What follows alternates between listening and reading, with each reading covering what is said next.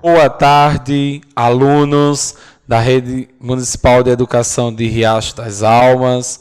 Tudo bem com vocês? Espero que sim. Vejam só, para a nossa aula de hoje, né, antes de começar a nossa aula, quem ainda não me conhece aqui pelo canal da SEMEC Connect, meu nome é professor Eduardo. Gostaria de falar especialmente com os alunos da Escola Enedina, os meus alunos do 6º ano, da Escola José Joaquim de Lima, né, o pessoal lá de Trapiá. Então, que todos sejam bem-vindos à nossa aula de língua portuguesa de hoje, tá? Então, vamos iniciar mais um conteúdo do terceiro bimestre. Hoje, nós iremos falar um pouquinho sobre literatura de cordel, né?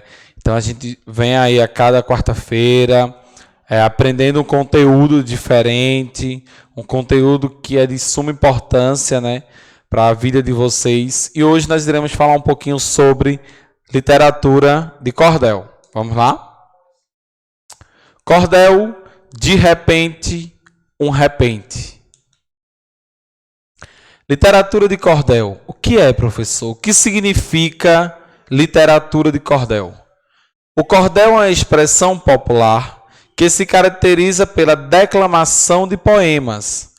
Esses textos rimados são impressos em folhetos e pendurados em cordas, os cordéis, e vendidos em feiras livres. Esse tipo de arte costuma fazer temas regionais, personagens locais, lendas folclóricas, além de questões sociais. Então, trouxe aí o exemplo, né, ao lado. Temos aí 5 cordéis, onde eles estão pendurados, né, num barbante. Então, eles são expostos nas feiras desse jeito, ou é colocado vários dentro de uma cesta para que possa vender, tá? Então, mas o ponto, o correto é isso aí, quando coloca em um barbante, tá? Então, o cordel ele vai trazer falas, temas regionais, né? Ele também pode ser falado questões sociais no livro de cordel.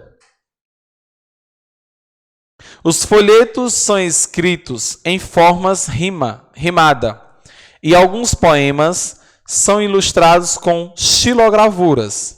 Xilogravuras é aquele tipo de imagem que é desenhada em um pedaço de madeira, né? Então, eu trouxe como exemplo aí, ó, quando a pessoa pinta, fica uma obra de arte bem bacana em um pedaço de madeira. O mesmo estilo de gravura usado nas capas. As estrofes mais comuns são as de 10, 8 e 6 versos. Os autores ou cordelistas recitam esses versos de forma melodiosa e cadenciadas, acompanhados de viola. Então, uma das características, né, do cordel, da literatura de cordel, são as rimas, né? Então, o cordel ele precisa ser rimado. As palavras precisam se combinar uma com as outras, tá? Então, aqui a gente viu, né, a xilogravura, trouxe como exemplo aqui. A xilogravura, conforme a etimologia da palavra, significa gravura em madeira. Trata-se da técnica em que se utiliza um pedaço de madeira para entalhar, desenhar, fazer um desenho de maneira e a deixar um relevo os traços da obra. Recapitulando, a xilogravura, conforme a etimologia da palavra, significa gravura em madeira. Trata-se da técnica em que se utiliza um pedaço de madeira para entalhar um desenho de maneira a deixar em relevo os traços da obra.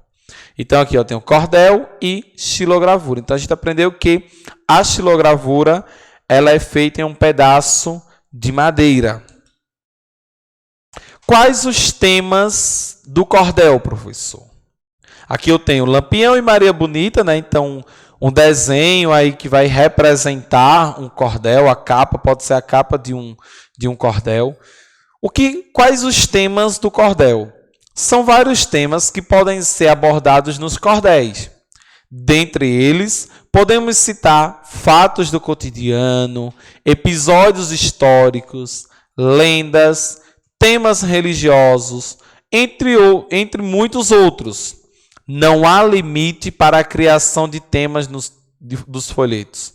Praticamente, todo e qualquer assunto pode virar cordel nas mãos de um poeta competente. Então, você será o seu próprio, você será o escritor, o cordelista, você que vai determinar qual tema você vai criar, você vai fazer o seu cordel. Então, pode ser algo do cotidiano, fatos do cotidiano, pode ser uma lenda, pode ser temas religiosos. Então, quem vai determinar o tema do seu cordel é você na hora da sua produção. A literatura de cordel no Brasil. A produção é típica do Nordeste, sobretudo nos estados de Pernambuco, da Paraíba, do Rio Grande do Norte e do Ceará. Costumava ser vendido em mercados e feiras livres pelos próprios autores. Hoje também se faz presente em outros estados, como Rio de Janeiro, Minas Gerais e São Paulo.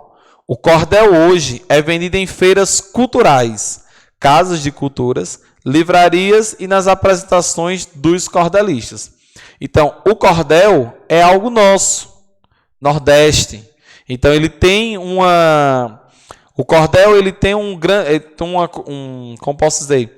O cordel ele foi criado aqui no Nordeste, então ele é algo nosso, nos pertence. Então, os outros estados, Minas Gerais, São Paulo, Rio de Janeiro, acabou que adotando o cordel, mas ele é fruto do Nordeste. Então, a produção ela é típica nossa. Então, ela foi criada pelos nordestinos em Pernambuco, Paraíba, Rio Grande do Norte e Ceará. Então, é algo nosso. Algo que faz parte da nossa cultura nordestina. Algo que nos pertence. Tá? Definição de verso e estrofe. Verso, na linguagem literária, o verso representa cada linha da poesia, que juntas formam a estrofe. Recapitulando, verso, na linguagem literária, o verso representa cada linha da poesia, que juntas formam a estrofe. Então, os versos entendemos que são as linhas. Professor, o que é estrofe? O conjunto de versos é chamado de estrofes, sendo que o número de versos pode variar em cada estrofe. Então, aprendemos aqui o seguinte, que as linhas são os versos. O conjunto de linhas, vamos dizer que é estrofe. Então, linha, versos. Conjunto de linhas, estrofes. Tá? Organização poética dos cordéis. Iremos aprender agora alguns tipos de organização na hora de produzir o seu cordel. E quem vai determinar qual vai utilizar é você. Se você tem uma facilidade maior, você pode utilizar, por exemplo, septilhas, versos com 7 versos. Sextilha, versos com 6 versos. Mas que você não tenha uma certa agilidade, habilidade para criar um cordel, produzir um cordel, você pode utilizar a quadra, estrofes de 4 versos. A quadra iniciou o cordel, mas hoje não é mais utilizada pelos cordelistas. Porém, as estrofes de 4 versos ainda são muito utilizadas em outros estilos de poesia sertaneja, como a matuta, a caipira, a embolada, entre outros. Cada poeta tem o seu estilo. Então, vai ter poeta que vai fazer o seu cordel com 6 versos, com 7, com 8, com 10, mas também vai ter aquele poeta que vai fazer apenas com 4. Por exemplo, 2 estrofes, cada uma estrofe com 4 versos. Então, eu terei 8 versos. Então, lembrando que os versos são as linhas, estrofes, o conjunto de linhas. Então, a gente viu aqui que a quadra significa uma estrofe com 4 versos, com 4 linhas. Ao lado eu trouxe aqui uma representatividade que diz: pense numa arte arretada. Então, aqui a gente tem uma xilogravura, tá? Trouxe para vocês um exemplo que diz de um cordel quadra com 4 versos, que diz assim: é sobre a amizade. Não há palavra para explicar como é amigos verdadeiros ter. Não há maneiras de se falar, quem diria de descrever. Observem que a palavra explicar rima com falar, ter rima com escrever. Observem que uma das formas principais de um cordel, do poema, são as rimas. A rima ela é fundamental, ela vai trazer para ti um texto mais bonito, um cordel muito mais elegante. A segunda estrofe diz: tem amigos mais espertos, também os que mais podem mais. Tem amigos mais espertos, também os que podem mais. Tem aqueles mais abertos e os que têm vários animais. Então, novamente, espertos rima com abertos, mais rima com animais. Observem que cada final da frase tem uma palavra-chave do verso. Não há palavra para explicar. Não há maneiras de se falar. Explicar, falar. Observem que as palavras são escritas diferentes, porém com um significado, com o tom da voz ele sai. Explicar, falar. Observem que o tom, o jeito que a voz sai, a palavra é diferente, mas o som é igual. Explicar, falar. Espertos, abertos, mais, animais. Observem que palavras diferentes com um som parecido. Tem amigos mais pacientes que aconselham sempre a gente. Tem aqueles mais inteligentes que para tudo usam a mente. Na amizade não existe preconceito, não importa o seu jeito. Só amor e respeito, e nela todo mundo é aceito. Então, observem que esse poema aqui, esse cordel, que quer dizer um cordel de quadra, formado por 4 versos. Sextilha é a mais conhecida. Estrofe com a instância de 6 versos. Então, quadra, 4 versos. Sextilha, 6 versos. Estrofe de 6 versos, de 7 sílabas, com o segundo, o quarto e o sexto rimando. Versos de 6 pés, colcheia, repente, estilo muito usado nas cantorias, onde os cantadores fazem alusão a qualquer tema ou evento, e usando o ritmo de baião. Exemplo: quem inventou esse S, com que se escreve saudade, foi o mesmo que inventou o F da falsidade, e o mesmo que fez o I da minha infelicidade. Observem que saudade, falsidade, infelicidade, palavras escritas diferentes com um som parecido. Saudade, falsidade, infelicidade. Então eu tenho o segundo verso rimando com o quarto, rimando também com o sexto. Então, palavras diferentes com um som parecido. Então aqui eu vou ter uma sextilha. Aqui eu tenho uma estrofe formada com 6 versos. Então, versos são as linhas. Estrofes, o conjunto de linhas, tá, gente?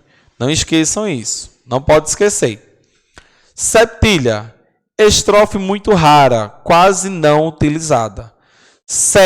De 7 versos, de centena e de 7 em 7. Estilo muito usado por Zé Limeira, o poeta do absurdo. Então, a gente viu quadra, 4 versos. Sextilha, 6 versos. Septilha, 7 versos. Então, aqui eu tenho. Napoleão era um bom capitão de navio. Sofria de tosse braba no tempo que era sadio. Foi poeta e demagogo. Numa coivara de fogo, morreu tremendo de frio. Então, observe que eu tenho uma estrofe com 7 versos. Observem que cada linha, tipo, o segundo verso rima com o terceiro. Navio, sadio. Então, observem que os versos eles vão se rimando um com os outros, né? Então, tem outro aqui, ó. Não se compra o amor, nem se troca a alegria. Caráter não tem penhor. Bem querer a gente cria. E na vida se aprende. Felicidade não se vence, pois não é mercadoria. Então, aqui eu tenho outro exemplo, tá? Mais um. Aqui tem aqui tem nordestinês. Tem cultura de valor. E cada lugar bonito. A comida tem sabor. O forró naquele tom. Tem muito artista bom. E um povo acolhedor. Quase que não saía essa estrofe, não foi, gente? Perdão. Vamos adiante. Oitava ou quadra. Oitava ou quadrão. Estrofes ou instância. Grupo de versos que apresentam comumente sentido completo. De 8 versos, 8 pés em quadrão. Então, aqui, oitava vai trazer a ideia de estrofes com 8 versos. A oitava na poesia popular, cantada na qual os 3 primeiros versos rimam entre si. O quarto com o oitavo e o quinto com o sexto. E o sétimo também entre si. Todas as estrofes são encerradas com versos nos 8 pés da quadrão. Vejamos versos de uma contaria entre José Gonçalves e Zé Limeira. Gonçalves. Eu canto com Zé Limeira, rei dos vartes do Teixeira, nesta noite prazenteira, da lua sobre o clarão, sentindo no coração a alegria deste canto. Por isto é que eu canto tanto, nos 8 pés a quadrão. Observem que os 3 primeiros versos, eles rimam entre si. Eu canto com Zé Limeira, rei dos vastes do Teixeira, nesta noite prazenteira. Ó, Limeira, Teixeira, prazenteira. Palavras escritas diferentes com tom, com som parecido. Já vem aí, ó. Da lua sobre clarão, sentindo no coração. Clarão rimando com coração. A alegria deste canto. Por isso é que eu canto tanto, ó. Canto tanto. Então, aí eu tenho 6, 6. Isso também é uma dica na hora de produzir o seu cordel. Tá? Se você vai fazer um cordel de quadra com 4 versos, você coloca A, B, A, B. A rima com A, B rima com B. Também isso é uma dica que vocês podem fazer na produção de vocês, tá? Limeira. Eu sou Zé Limeira e tanto. Eu sou Zé Limeira e tanto. Cantando por todo canto, Frei Damião já é santo, dizendo a santa missão, espinhaço e gangão, batata de fim de rama, remédio de velha cama, nos 8 pés a quadrão. Então aqui eu tenho, ó, tanto, quanto, tanto, canto e santo se rimando, ó. A na primeira, segunda e terceira estrofe. Na quarta e quinta eu tenho missão e gangão.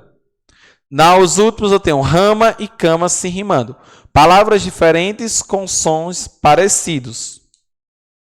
Repente e desafio. O repente é uma mescla de poesia na qual os versos são criados de improviso. No repente, mas precisam ter a rima e métrica.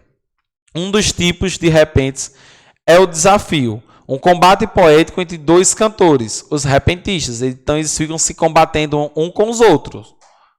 A partir de um tema sugerido por um deles ou pelo público, começa a luta poética, entre aspas.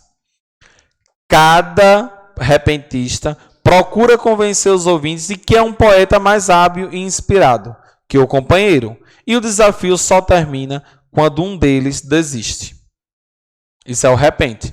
A viola e o repente, no reino da poesia, são dois deuses do Parnaso, imortal da cantoria. E o cantador é um mestre que traz ao plano terrestre o que o universo envia. João Santana. A xilogravura é a técnica de gravura na qual se utiliza madeira como matriz e possibilita a reprodução da imagem gravada sobre papel. Outro tipo de suporte adequado é um processo muito parecido com o carimbo. É uma técnica em que entalha na madeira com a ajuda de instrumento cortante, a figura ou a forma, no caso a matriz, que se pretende imprimir. Em seguida, usa-se um rolo de borracha, embebecido em tinta, tocando só as partes elevadas no entalhe. O final do processo é a impressão em alto relevo em papel ou pano especial, que fica impregnado com a tinta, revelando a figura. Então, a xilogravura é algo feito um pedaço de madeira, você desenha ali e depois você vem com a tinta, né, para deixar a marca, pintar do jeito que você quer. Exemplo de xilogravura, ó, a madeira tem um desenho, o papel, né, exposto em cima da xilogravura. Quando você tira, vai ficar o desenho de acordo com a cor que você deseja e o modelo, tá? Outra xilogravura aqui, ó. Ao lado eu tenho o desenho, como eu fiz, como eu pensei. Já do outro lado eu tenho na madeira o desenho já pronto e acabado na madeira. Então, isso aqui eu posso dizer que eu tenho uma xilogravura. A forma mais simples de sorrir é agradecer pelas coisas boas que você já tem na vida. Então, gente, até a próxima aula. A partir de agora, o professor responsável por sua turma, na sua escola, irá mediar com vocês o nosso conteúdo de hoje, literatura de cordel. Então, conto com vocês na próxima aula. Fiquem todos com Deus. Tchau, tchau.